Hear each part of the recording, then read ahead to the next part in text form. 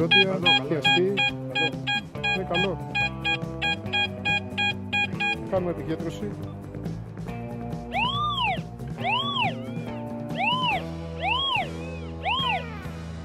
Προχωράμε.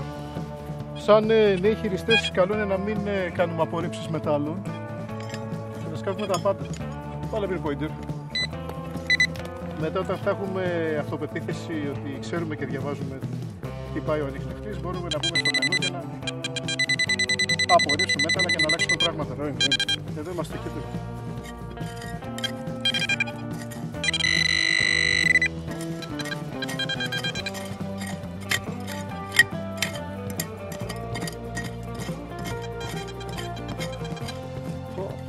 Είναι παλιό, βλέπεις.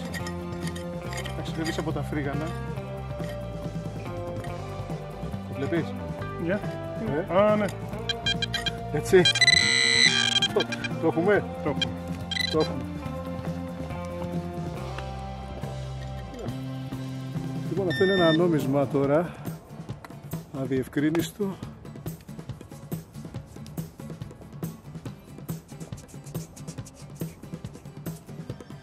Όπα, 5 λεπτά. Είναι 5 λεπτά του Γεωργίου.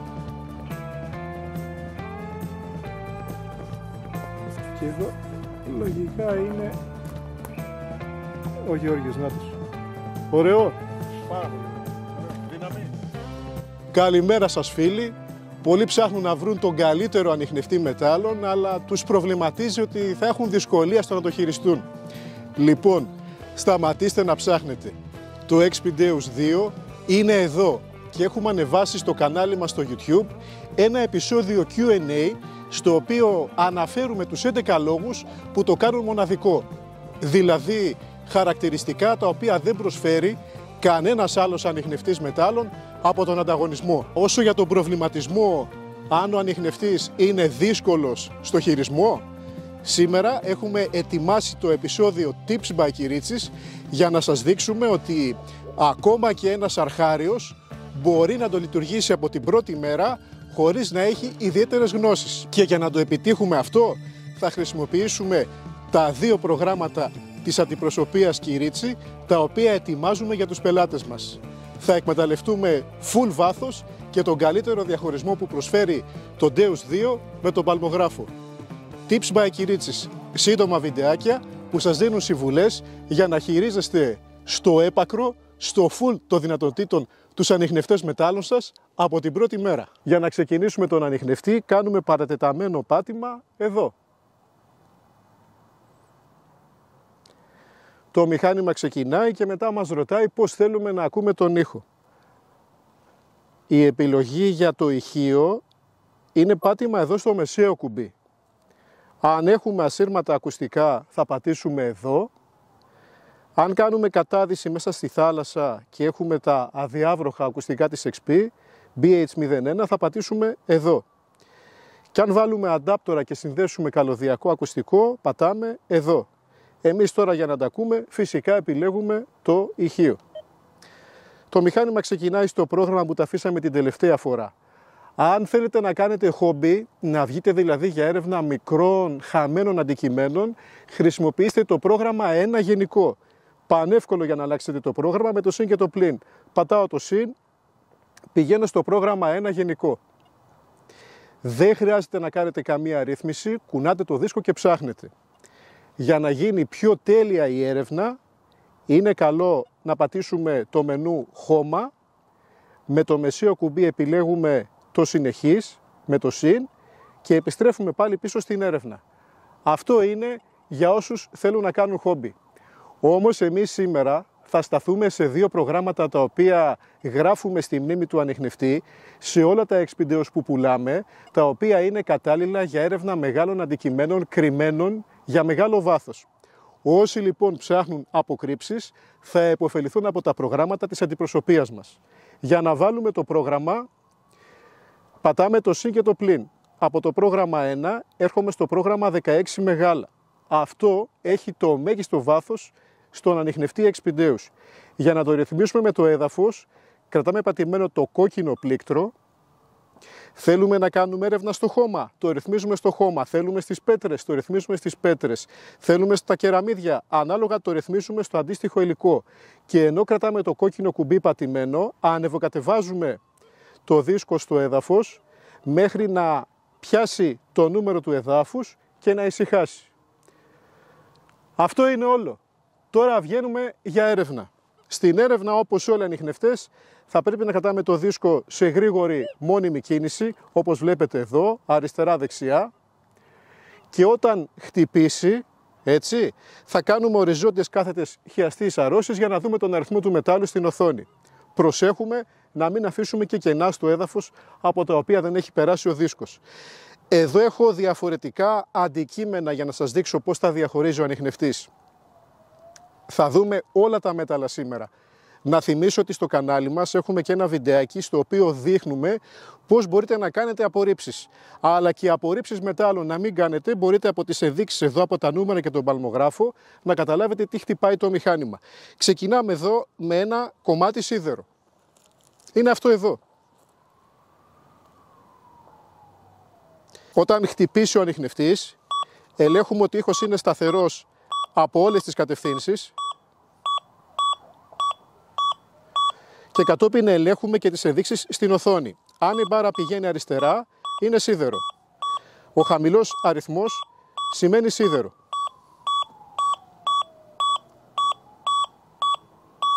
Προχωράμε να σας δείξουμε και κάποια άλλα σκουπιδάκια, όπως ένα αλουμινόχαρτο. Μπορούμε να το απορρίψουμε, αλλά σήμερα θα σας δείξω πώς μπορούμε να το διαβάσουμε. Βλέπετε ότι ο αριθμός είναι χαμηλός, είναι κάτω από το 50, αλλά είναι και ασταθής. Όταν έχουμε να κάνουμε με ένα καλό στόχο μικρού μεγέθους, όπως ένα χρυσό δαχτυλίδι, το νούμερο είναι πιο σταθερό και πιο υψηλό.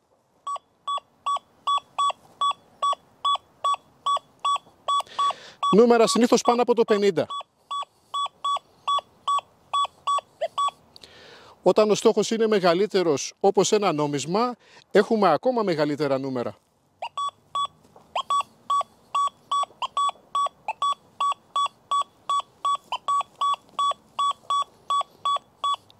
Στην περίπτωση που έχουμε ένα μεγάλο νόμισμα ή πολλά νομίσματα μαζί, θα έχουμε ακόμα πιο υψηλό αριθμό. Εδώ.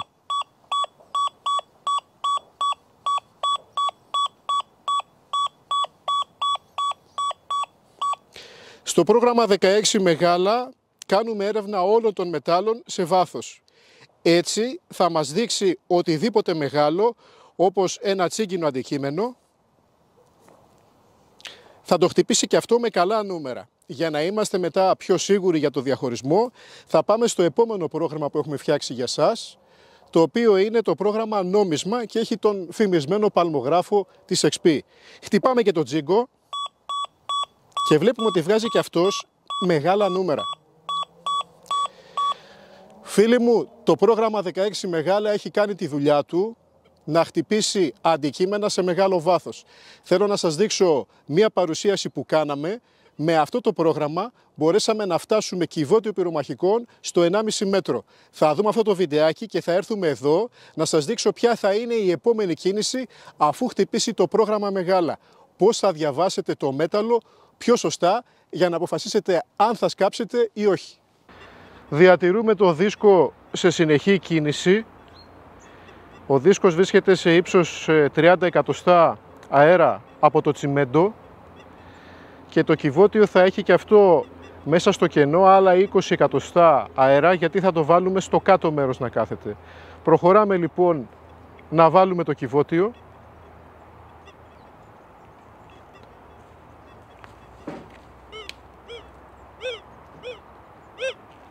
Ακούτε το σήμα του ανιχνευτή. Είναι πολύ καθαρό. Είμαστε στο 1,5 μέτρο. Υψώνω και το δίσκο. Ακόμα περισσότερο από 1,5 μέτρο. Εδώ είναι το όριό του. Και τώρα βγάζουμε το κυβότιο.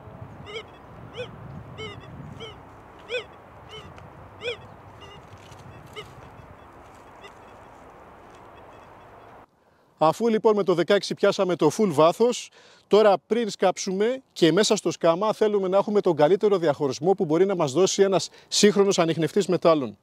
Είναι σε ένα έτοιμο πρόγραμμα για σας. Δεν θα ρωτάτε ποιο πρόγραμμα να βάλω, τι ρύθμιση να κάνω. Ο παλμογράφος εδώ είναι έτοιμος. Απλά και γρήγορα από το 16 πατάμε το πλην και κατεβαίνουμε στο πρόγραμμα 15, το οποίο έχει τον παλμογράφο. Εδώ δεν χρειάζεται να κάνετε καμία ρύθμιση με το έδαφος. Είναι αυτόματα ρυθμιζόμενο. Κάνει μόνο του το ground balance. Ακούστε και δείτε, όταν έχουμε σίδερο πλέον έχουμε ένα μπάσο ήχο. Το βλέπετε? Και η μπάρα πηγαίνει αριστερά, ο παλμογράφος το δείχνει αριστερά. Μπάσος ήχος και χαμηλός σε τόνο. Όταν έχουμε άλλα σκουπιδάκια λεπτά, άχρηστα, η μπάρα είναι κάθετη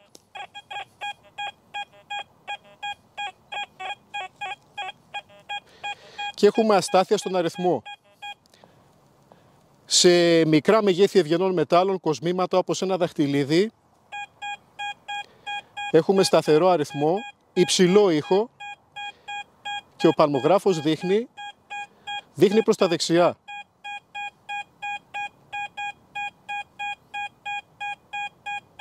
Σε ένα μεγαλύτερο αντικείμενο όπως ένα νόμισμα έχουμε ακόμα μεγαλύτερη κλίση προς τα δεξιά και φυσικά τον αριθμό του μετάλλου.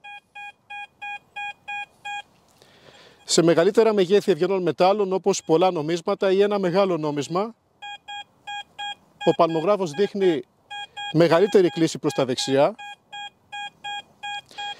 ενώ σε στόχους οι οποίοι μπερδεύουν τους άλλους ανιχνευτές που δεν έχουν παλμογράφο, όπως το τζίγκο, λευκοσίδηρο, γαλβανιζέ, ναι μεν έχουμε αριθμό καλό, αλλά ο παλμογράφος προδίδει την κατάσταση ότι είναι άχρηστο. Δείτε το πόσο ακατάστατα το χτυπάει.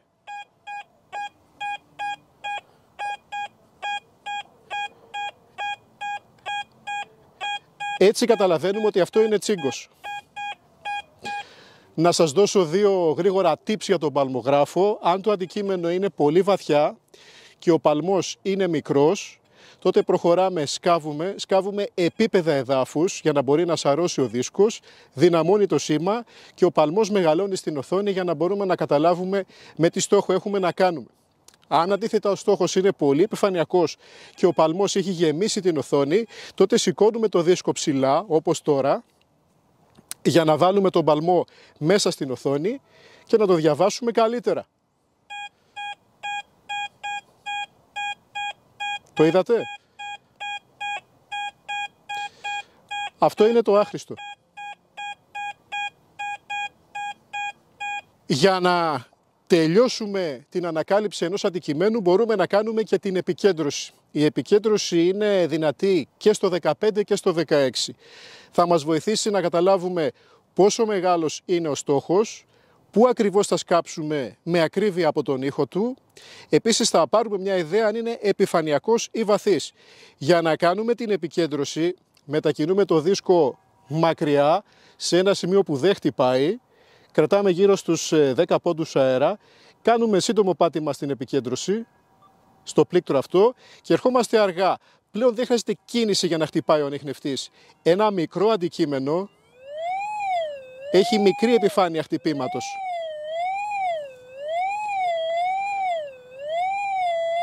Και το κέντρο του το καταλαβαίνουμε εκεί που ψηλαίνει ο ήχος.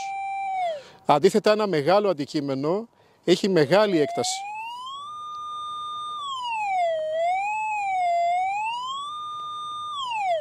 Αν το αντικείμενο είναι επιφανειακό, έχει γεμίσει το γράφημα στην οθόνη. Αν το αντικείμενο είναι βαθύ, τότε το γράφημα είναι άδειο. Δεν θα μπορούσε να είναι ευκολότερο. Μπορείτε από την πρώτη μέρα να χειριστείτε τον κορυφαίο ανιχνευτή μετάλλων Expideus 2 με τα προγράμματα της αντιπροσωπείας μας για μεγάλο βάθος και αποκρύψεις. Και φυσικά, αν θέλετε να πάτε στην παραλία ή να κάνετε χόμπι για μικρά αντικείμενα, τότε τα προγράμματα του κατασκευαστή είναι αχτύπητα. ευχαριστούμε που μείνατε μαζί μας. Για περισσότερες πληροφορίες υπάρχει και ένα πιο πλήρες βίντεο στο κανάλι μας, Expideus 2, οδηγίες χειρισμού. Και ό,τι χρειαστείτε, επικοινωνήστε μαζί μου.